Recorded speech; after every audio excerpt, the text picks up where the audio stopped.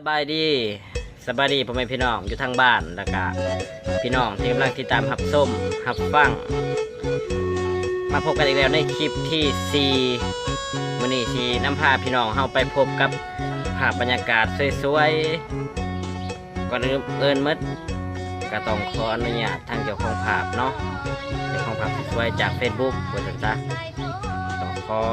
อนุญาตเก็บภาพบรรทานมาสร้างเป็นผลงานออกในสุดนี้ที่ทำให้มันดีที่สุดว่าจะเป็นการตัดต่อหรือจะเป็นการแต่งอย่างต่างๆพี่น้องต้องก่อนอื่นเมื่อก็ต้องขออนุญาตต้องขออภัยนำพี่น้องเนาะ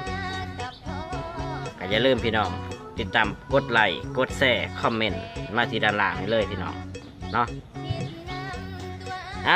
อย่าลืมพี่น้องท่านใดสนใจกับไม้เลขโทรติดต่อตามหน้าจอสนใจอยากได้ภาพงามให้พวกเราติดต่อให้หรือว่าเป็นสปอนเซอร์ให้สนับสนุนให้พวกเราเฮ็ดให้อย่าลืมพี่น้องมาพบกันใหม่ในระยะต่อไปตอนนี้ไปเบิ่งคลิปซะก่อนไปเลย